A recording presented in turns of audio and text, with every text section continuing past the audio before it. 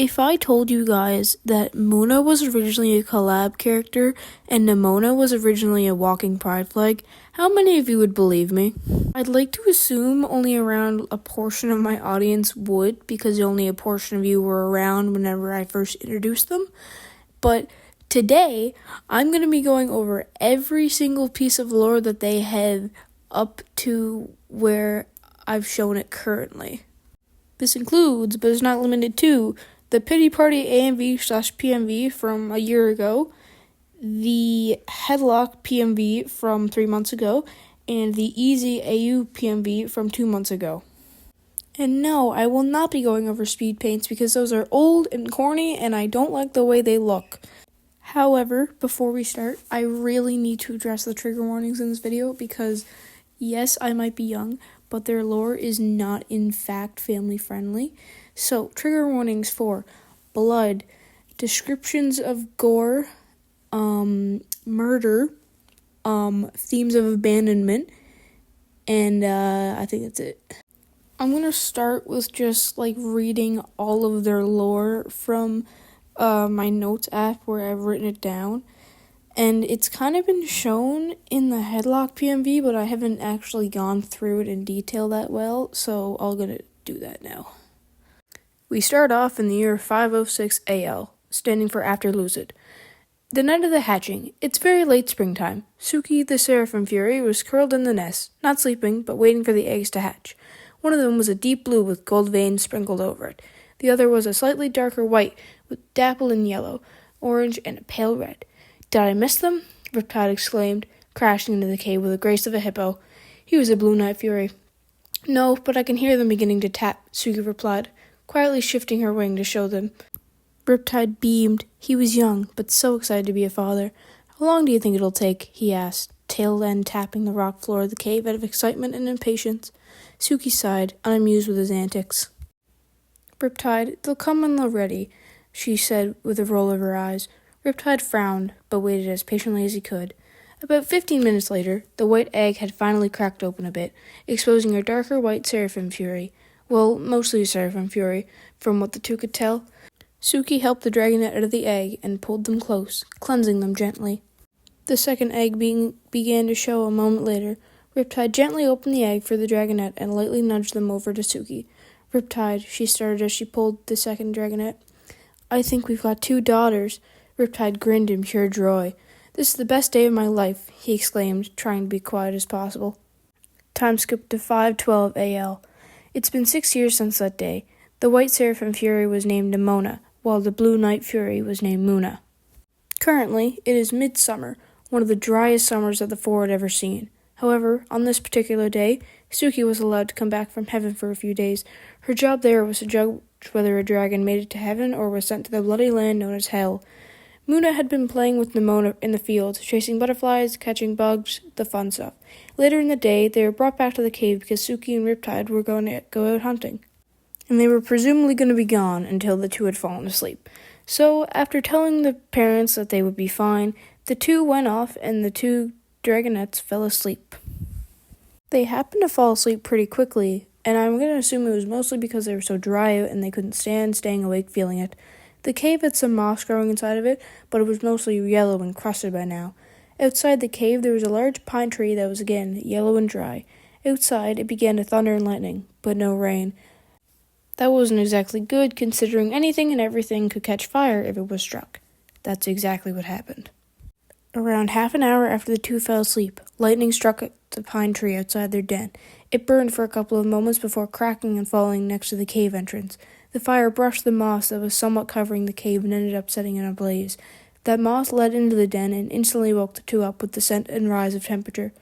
Moona woke up first and screamed at the sight, waking Nimona up. Nimona was startled and immediately ran outside of the cave. Moona tried to follow her. She was obviously a bit slower, and just before she got out, the fire engulfed the cave entrance. It ended up burning half her face, making her recoil in horrible pain, shrieking. That shriek made Nimona freeze and whip her neck back to the cave. She then realized that Moona was still in there. She left her sister to burn. After a few moments of hearing the cracks and breaks as the fire consumed the rest of the tree, she could also hear Moona slowly becoming more and more quiet behind the fire. That wasn't good. Suki and Riptide made it back after a second, coming back in horror. "Where is your sister?" Riptide exclaimed, panicked. All Nimona could do was stay silent and watch in horror as Moona was still in there. Riptide stayed silent for a second, following her gaze. His heart dropped. "You're kidding, kid," he said, exasperated. Suki was still in shock. "Moona is in there," she said slowly, watching the smoke rise up into the dark, thundering sky. Nobody could speak. Riptide turned to Suki. "There's nothing we can do," he said, looking down in shame. "We have to relocate. We can get her in the morning." Suki didn't reply. She didn't have to. She just turned in silence and opened her wings. Riptide picked up Nimona, and they flew away in silence. The next day, once morning came around, they all went right back to the cave. The fires had mostly stopped, a few small ones flickering. Nimona was set down, and she inched towards the cave entrance. She froze when she saw what was in there. Suki took that as an invitation to run right over and into the cave. Inside was Moona laying unconscious. Half her face was burned and bloody. Her wings the same. Most of her back was burnt too. Quick note. I will say the burned back part I didn't actually translate into her design. I would have if I didn't have to make an entire PMV out of it based on my own stupid decisions. But yeah, we're gonna have to live with that. Nimona couldn't bear to look at her any longer. She moved at a view of her parents as Suki began to vigorously clean Moona's wounds. Riptide had flown off to find healing herbs. What had she done? We now have time skipped to 5:18 AL. Nimona and Moona had grown up. Nimona never apologized or even dared to mention that incident. However, for a couple years after it, every look at Moona's scarred face was a reminder of what she'd done. Moona seemed fine. She seemed to forgive her sister. However, she could no longer fly, was of course half blind, and had a jagged, scarred back. Currently, it is yet another extremely dry summer day. Not as bad as the night of the incident, but still dry. Nimona had gone off for training to become the next Judge Seraphim like her mother, which gave Moona time to do something sinister. She let Suki and Riptide out of the den to see the stars, because it was a clear night. They did not see the stars, but they met them. Moona swiftly killed her father first with a single blow to the head. Suki tried to fight back, but Moona had a hidden attachable tail blade, severing Suki's spinal cord. She managed to burn the body and wash off the scent of smoke from her scales. "One step closer," she muttered, watching her surroundings as if Nimona would just appear out of thin air. But luckily, she didn't come back for a few days. When she did come back, she broke the horrible news. Dad died, and Mum passed out from the grief, she said, shaking her head lightly with a plaster pity face. Nimona, understandably, was heartbroken. She cried in Moona's arms, feeling horrible about the news. "They didn't deserve to die," she sobbed. She forgot one key detail. Their bodies were nowhere to be found. Sure, she assumed they were buried, but they were actually gone. No trace of anything. It was working. A couple weeks later, Moona started to act distant. Nimona just thought that she was handling grief differently, as some dragons do. So she let her be. She couldn't be more wrong. One night, Moona and Nimona were both in their cave. Moona was pretending to be asleep, Nimona watching her carefully. She decided that she was all right and went to sleep herself. After an hour or so, when she was sure that she was asleep, Moona got up and snuck out of the cave as quiet as she could. She ran to the edge of the forest, the trees yellow, cracked, and dry. Everything was still so dry. It had to work. She took one deep breath and set fire to the trees. It spread quickly, leading back to the trees near their cave. Moona quickly got back and climbed onto the top of the cave, watching and waiting in silence. A bit later, Nimona woke up to the scent of smoke, immediately throwing herself onto her feet and running out of the cave. She was horrified. She turned back around as if to make sure Moona wasn't stuck inside again. What a fatal mistake. Moona leaped down from the top of the cave, gliding down and landing on Nimona. "How does it feel to be trapped?" she hissed, obviously losing her mind. Nimona panicked. "What are you doing?" she yelled, trying to get her off. She resorted to scratching and pushing Nimona's jaw, sending the two apart. Nimona needed to run, fly even, so that's what she did. She ran a little before hopping into the air as fast as she could. She flew for a couple seconds, turning back to see Moona one last time. A plasma blast shot her right in the chest, making her drop out of the sky. She landed with a thump, the blood starting to pour out. Moona walked over. "This is for what you did to me," she growled, watching Nimona shakily stand up, looking at her sister in horror. "You're insane," she retorted. "But why couldn't you just move on?" Move on? Moona asked simply. How would I move on from something like this? She yelled, tail lashing. You made me half blind. I can't fly because of you, and now I can't even sleep correctly because of the scars on my back. This is for leaving me in that godforsaken cave as a child and ruining my life before it even started. Nimona's ears flattened as she continued. You never even bothered to apologize, and don't even dare say that you were too scared to say it. Nimona was out of options. She just slowly backed away, pitiful almost. She flew off, going to heaven to plead punishment on her sister. Punishment she would get. Would she take it? God knows. Okay, wow. So that was actually a lot longer than I ever thought it would be, and I'm never going to say stuff like that again until I show you my other characters' lore.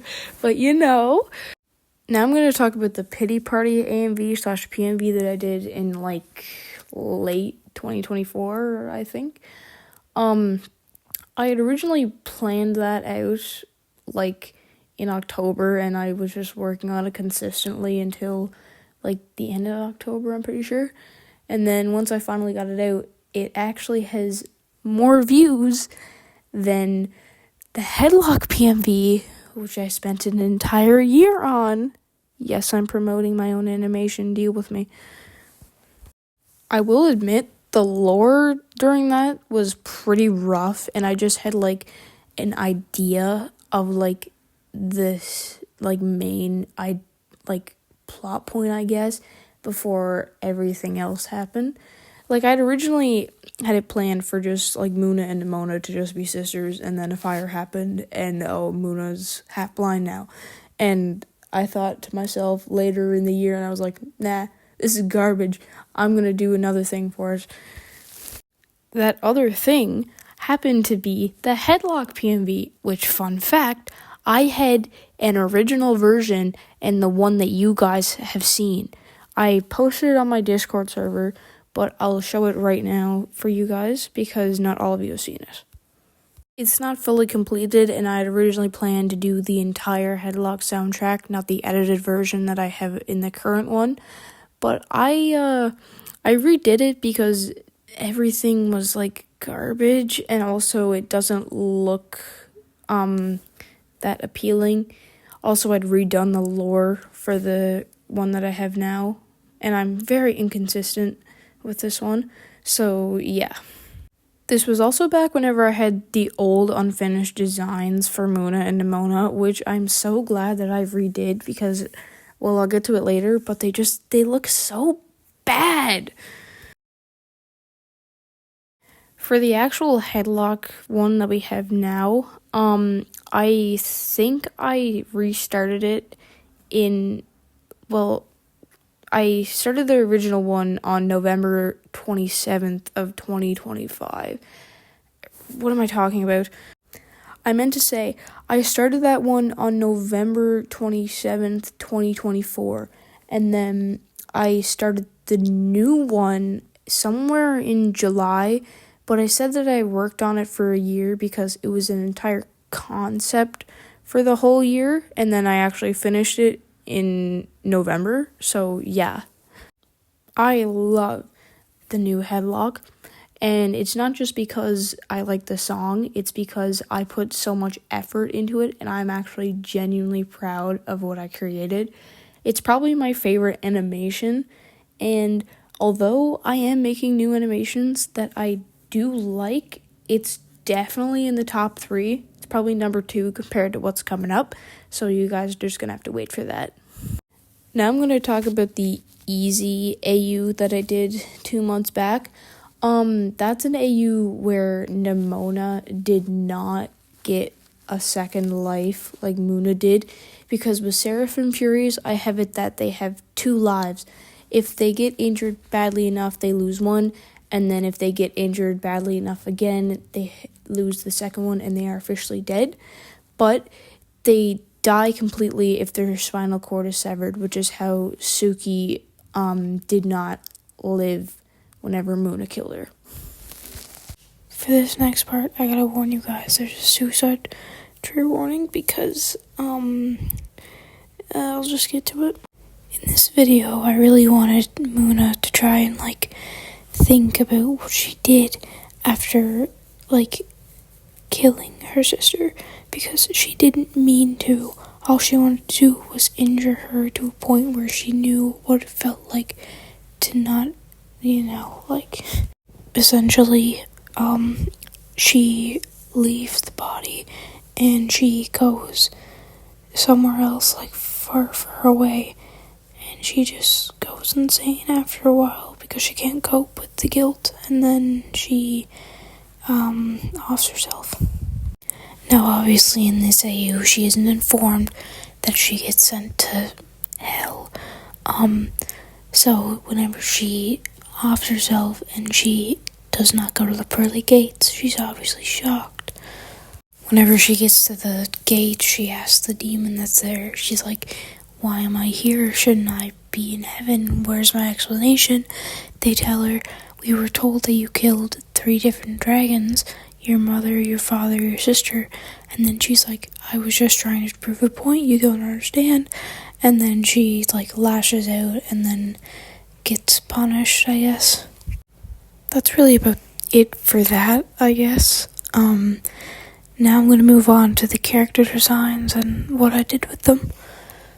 Funny story, with Moona's design, I actually got into controversy because of it, because in the original design, it had a halo, and it was drippy, and then I got yelled at by some random person telling me that I can't have a drippy halo on my character because she apparently owns it. Now, for Nimona's design, she was made whenever I was gender fluid at the time, and I thought it would be funny to make a walking pride flag character. Looking back at it now, I'm thinking, what did I do to my characters? Now I'm just gonna move on to some miscellaneous stuff or little lore stuff that I have. First up, an old thumbnail that I redid.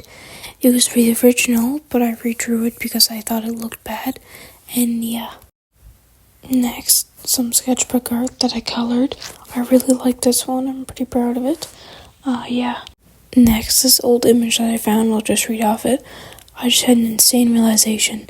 When Moona was in the burning cave, her left eye was burned. That eye was yellow, symbolizing angelic blood. Angels are typically associated with good, right? So once I was burned away, the only thing left was malice and hate. Next, sketches for the PMV that I'd done in my sketchbook. You can see how it translated to the final thing, can't you? And finally, this drawing I made of the AU where Nimona died. I'll put the speed paint here while the video is done. Thanks for watching, and bye-bye.